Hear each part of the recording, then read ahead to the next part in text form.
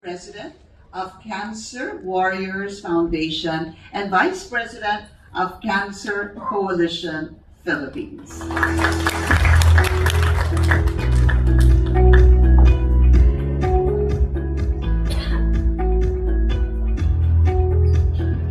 Magandang umaga po sa ating lahat. Good morning.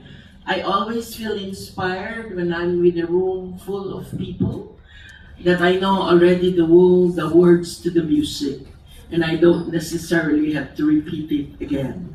So thank you very much to POGS, to MSD, and everyone who made this forum possible for us to commemorate that May is a very important month for women and their families all over the Philippines, in fact, all over the world, though in some parts of the world, they celebrate Cervical Cancer Awareness Month in January.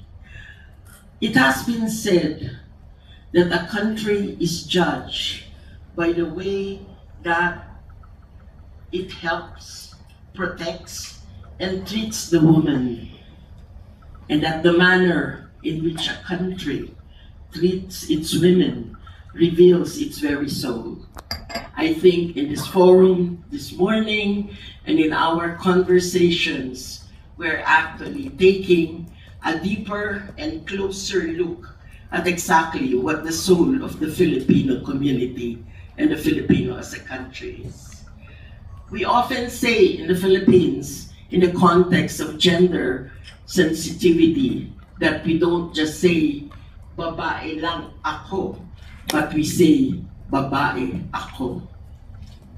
When the Department of Health launched the Cervical Cancer Awareness Program, they had that important tagline as well of babae, mahalaga ka. So indeed, we can say that in the context of words, we have recognized and valued the strength and courage of the Filipino. We know that they're the heart, the cornerstone, the moving but dynamic force in our homes and in our families. And that's not saying that men are not important.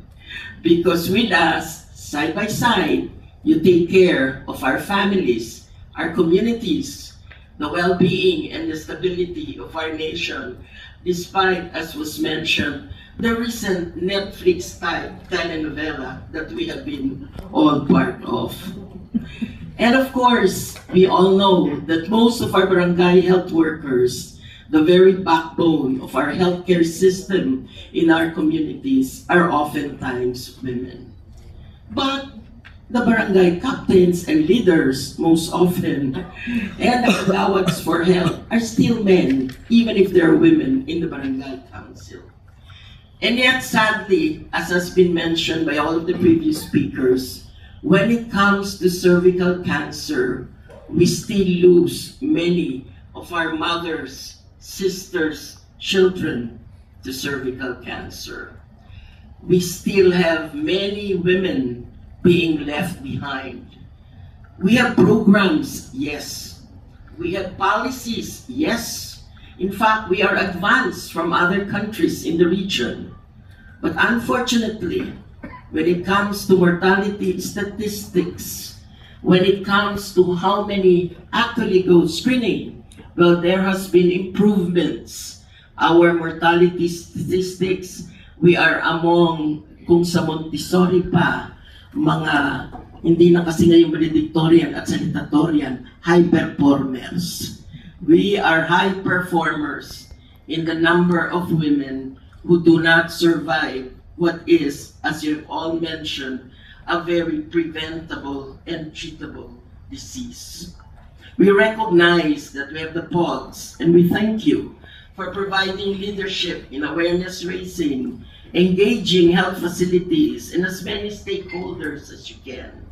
We also have the PHAP, providing that same strategic and guidance to the healthcare community. And of course, sino po dito ang civil society organizations like myself and faith-based organizations as well? We know that we are all doing our best.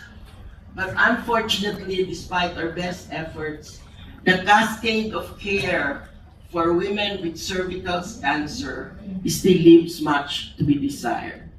Those who know me know that I'm a very optimistic person. I always like to inspire.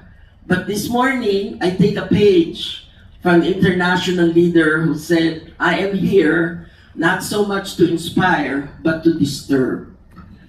And I hope that the disturbance of the succeeding words is what will push us to even more innovation and more meaningful conversations. Because the sad reality is women in economically disadvantaged and geographically inaccessible communities still suffer the most.